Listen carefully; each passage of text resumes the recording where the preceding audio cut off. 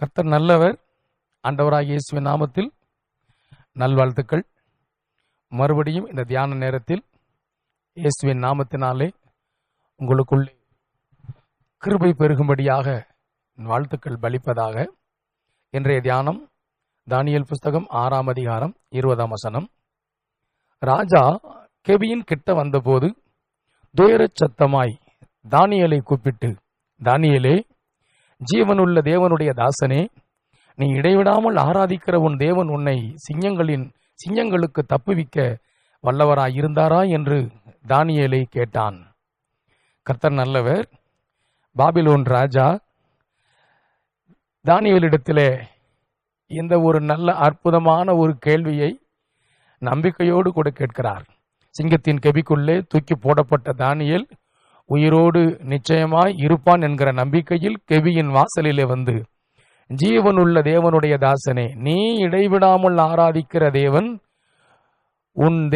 உன்னை சிங்கங்களுக்கு தப்புவிக்க வல்லவராய் இருந்தாரா என்று தானியேலை கேட்க, தானியேல் சிங்க கெபிக்குள்ளே இருந்து, ராஜா நீர் வாழ்க, நீர் என்றும் வாழ்க என்று வாழ்த்திவிட்டு, நான் இடைவிடாமல் ஆராதித்த தேவன் சிங்கங்களின் வாய்க்கு தப்புவிக்க வல்லவராய் இருந்தார் என்று சொன்னான்.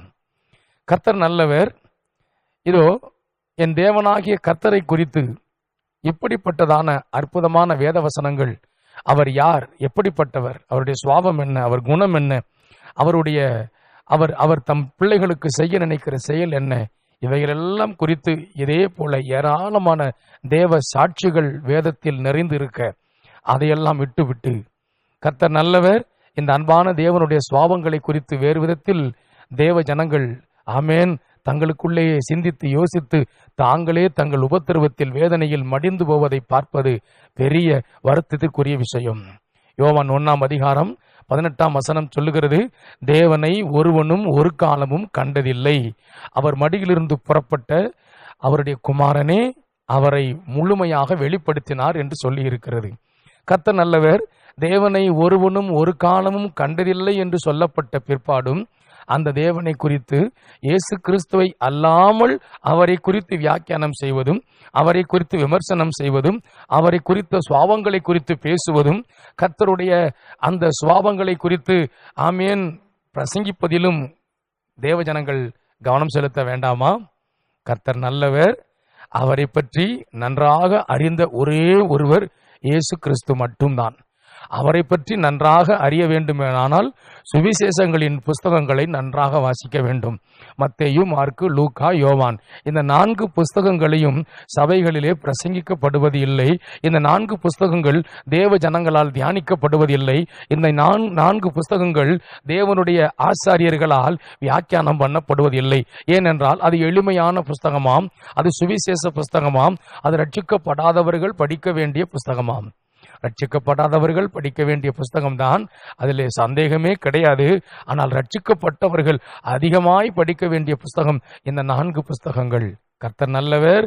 பிரியமானவர்களே, என் ஆண்டவராகிய இயேசுவோடு கூட இருந்து என் இயேசு கிறிஸ்துவின் மகத்துவத்தின் மூலமாக தேவனை அறிந்து கொண்ட சீசர்களில் ஒருவன் ஆமேன் தேவன் அன்பாகவே இருக்கிறார் என்று எழுதினார். தேவன் அன்பாகவே இருக்கிறார் என்று சொன்னால் அன்பாக இருந்தார், அன்பாக இருக்கிறார், அன்பாக இனிமேலும் இருப்பார் என்று பொருள். அந்த தேவன் நல்லவர், தம்மை தேடுகிறவர்களுக்கு நல்லவர்.